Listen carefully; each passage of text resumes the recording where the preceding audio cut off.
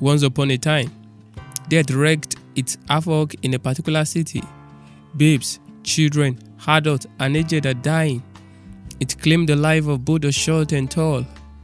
However, in the adjoining town, it killed just few people. Death was therefore summoned, charged with injustice and partiality. For why will you kill few people in a town and leave the other almost desolate? To this accusation, Death blurted out, I killed just 2 people in that village. It was the fear of my coming that killed the rest. The greatest fear of all men is death. The young love their glorious future, hence dread it. The adults love their family and hence hate the thought of it. Incontestably, no one wants to die. Man will pay huge ransom to escape death. The fear of death kills faster than death. Should the world continue indefinitely, all men will die. They will kiss the wood goodbye. We shall all say goodbye. Yes, we will. But many will die 10,000 times before they eventually kick the bucket because of fear.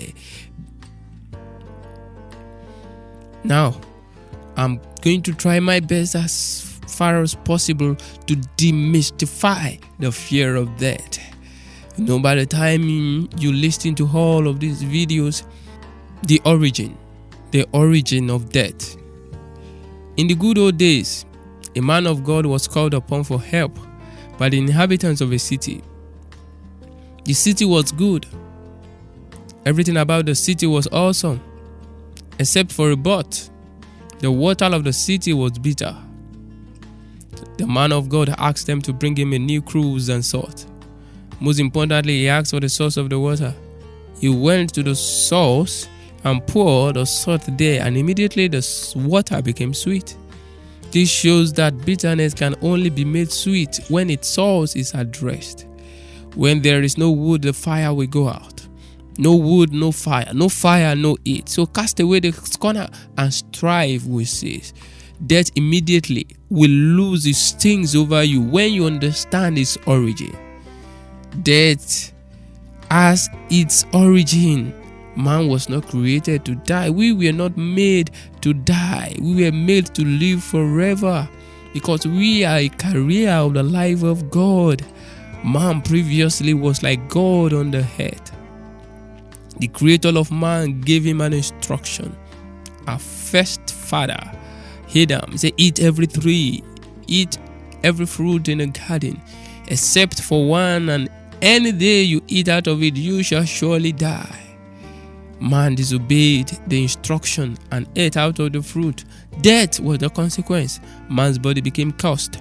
The life of God in the flesh stopped flowing, and all the part of the body began to deteriorate. Death was at work.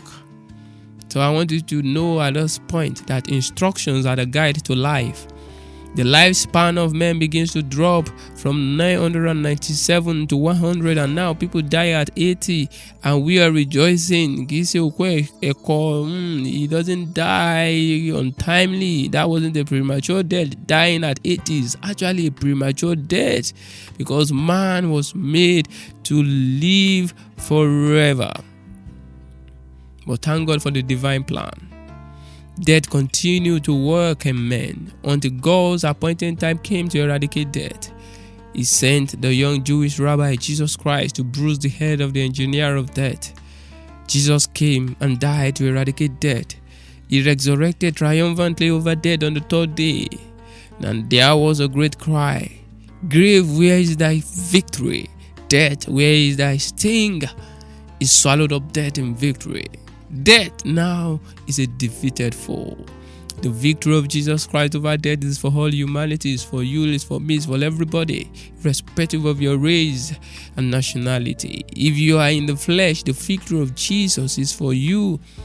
He defeated death once and for all. No, he defeated death for Buddhists, for Muslims, Hindus, Christians. The defeat was for all humanity. The good news is for whosoever believe. The victory is for those who are full to believe it. Believing this truth is the way to disarm the engineer of death, the devil.